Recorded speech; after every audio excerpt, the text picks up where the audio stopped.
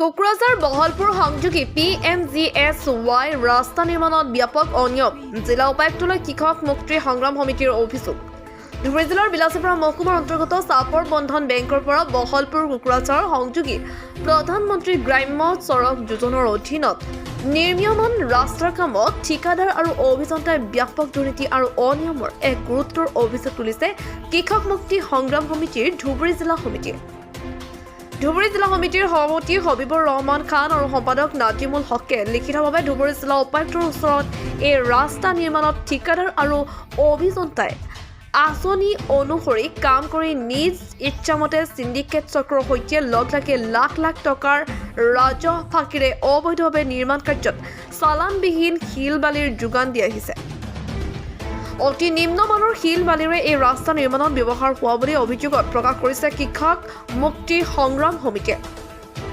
উক্ত ৰাস্তা নিৰ্মাণৰ পূৰ্বে ঠিকাদাৰে নিৰ্মাণ কৰা কালভাৰ্টসমূহ বৰ্তমান জহি খহি যোৱা আৰম্ভ হৈছে।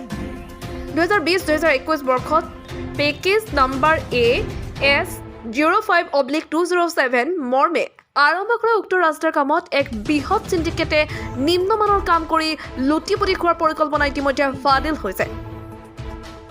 চাওকে প্ৰতিবেদন news text report BBC Bogoribari live. মোৰ নাম নাজিমুল হক, মই ধুবুৰী জিলা কৃষক মুক্তি সংগ্ৰাম সমিতিৰ সাধাৰণ সম্পাদক।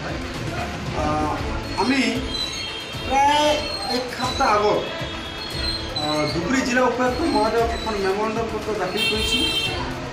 বিষয়টো আছিলে যে চাপৰ বহলপুৰ বন্ধন বেংকৰ পৰা কোকৰাঝাৰ সংলগ্ন ৰাস্তা ভায়া পলিমাৰী বজাৰ লোকে প্ৰায় কেইবা কোটি টকাৰ কাম আপগ্ৰেডেশ্যনৰ কাম। তাতে আমি দেখিছোঁ যে চৰকাৰী যিটো ইষ্টিমেট আছে, চৰকাৰী ইষ্টিমেটতে কাম হোৱা নাই। তাত মেটেৰিয়েলবিলাক নিম্নমানৰ দিয়া হৈছে। তাত পাহাৰৰ লাল মাটি অবৈধভাৱে অনা হৈছে এই ৰাস্তাত। এই বিষয়লৈ কেইবাবাৰো নিউজ চেনেলত বজাই দিয়া হৈছিলে, নিউজত ওলাইছিলে। কিন্তু আমি শেহতীয়াকৈ ধুবুৰী জিলা কৃষক মুক্তি সংগ্ৰাম সমিতিৰ ফালৰ পৰা ধুবুৰী জিলা উপায়ুক্ত মহোদয়ক মেমৰেণ্ডাম দাখিল কৰিলোঁ, কিন্তু আজিলৈ ইয়াৰ উত্তৰ পোৱা নাই। আমি লিখিছিলোঁ যে এই ৰাস্তাখনৰ ওপৰত উচ্চ পৰ্যায়ৰ ইনকুৱাৰী হ'ব লাগে আৰু ইনকুৱাৰী কৰাৰ পিছত তাৰপিছতহে বিহিত ব্যৱস্থা ল'ব লাগে ঠিকাদাৰৰ জন্য বিৰুদ্ধে। কিন্তু আমি দেখিলোঁ যে আজিলৈ তাৰ কোনো সদুত্তৰ পোৱা নাই। গতিকে কেৱল আৰু সেই ৰাস্তাখন 2019 আৰু 20 চনত একেই ৰাস্তাত ডাবল স্কিম ধৰা হৈছে।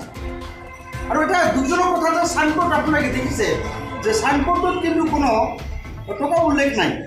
আপুনি দেখিব যে upgradation of national highway 31 near Bandhan bank to Bahalpur Kokrajhar road via Polimari bazaar under PMGSY 3 for the year 2020-21।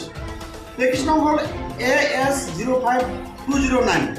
কিন্তু আচৰিত কথা হৈছে যে এই চাইনবোৰ্ডত তেওঁলোকে পইচা উল্লেখ কৰা নাই। ৰহস্যজনক বিষয় ইয়াত যে এই টকাটো তেওঁলোকে কিয় চাইনবোৰ্ডত দিয়া নাই।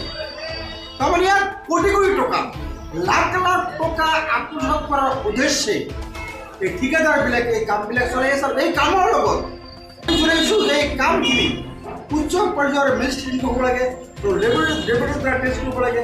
তাত যে মানে চৰকাৰী স্কিমতে কাম হোৱা নাই, আটাইবিলাক ওপৰত উচ্চ পৰ্যায়ৰ ইনকুৱাৰী কৰি এই ঠিকাদাৰজনৰ বিৰুদ্ধে আৰু বিভাগ অভিযন্তাৰ বিৰুদ্ধে বিহিত ব্যৱস্থা গ্ৰহণ কৰাৰ কাৰণে ধুবুৰী কৃষক সমিতিয়ে দাবী জনাইছোঁ।